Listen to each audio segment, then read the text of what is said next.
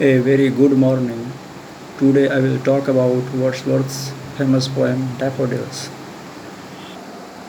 As we know, Wordsworth was the greatest romantic poet of English literature. In this poem, Wordsworth talks about how he went beside the greenery of a lake and there he found a host of golden daffodils. He says, I wandered lonely as a cloud.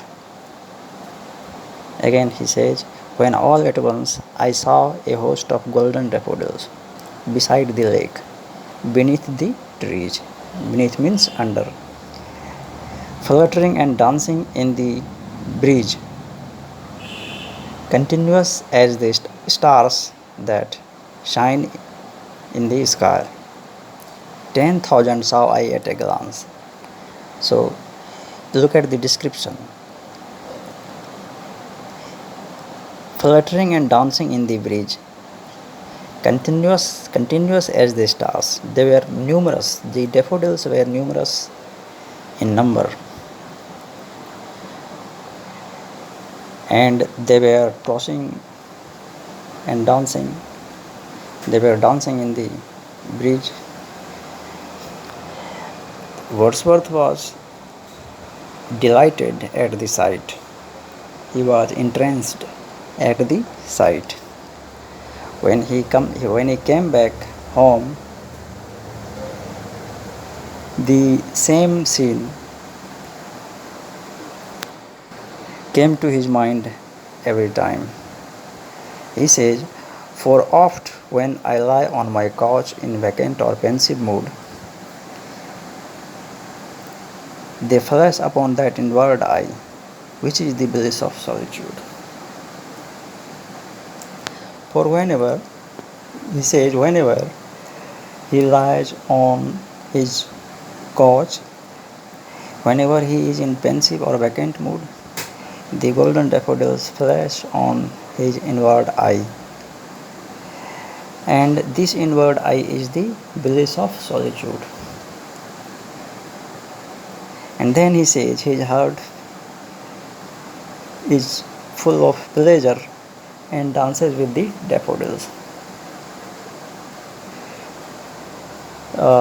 In his definition to poetry, in his definition of poetry, Wordsworth has said that poetry is emotions recollected in tranquility. And he has also said that poetry is the spontaneous overflow of powerful feelings. Feelings that are powerful and they come up spontaneously, make up poetry. And the emotions that are recollected in the mind in tranquility, whenever we are in a peaceful mood, we we we get we get a reflection of the emotions. So those emotions recollected in tranquility make up poetry. The words and sentences of the poem are very simple. The words are very, very simple. Wordsworth has chosen words from day to day common people's language. Wordsworth has chosen the language of the common people.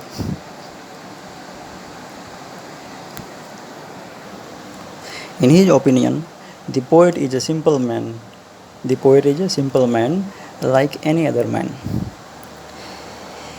He is not different from other men, but only in degree. A poet is not different from other men, but he is different only in degree because he has the power of imagination.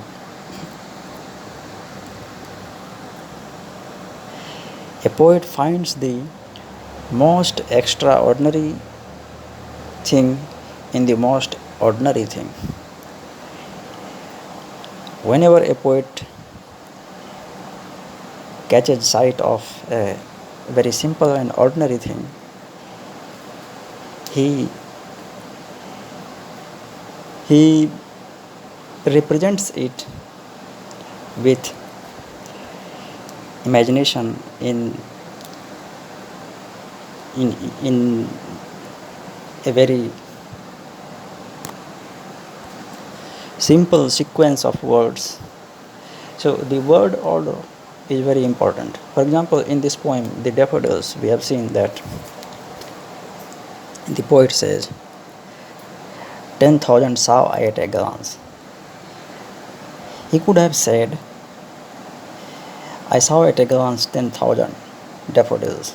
But he didn't say like this. The words are the same, but he has changed the sequence of the words. So this is what makes up poetry. In Wordsworth's opinion, the language of poetry is not different from the language of prose. The language of poetry is not different from the language of prose. But it is the sequence, it is the reordering of the words, of the simple words that make up poetry. And there must be a imaginative coloring. There must be an imaginative coloring in poetry. So it's imagination and a selection of simple words with a poetic ordering that makes up poetry. Thanks to all of you.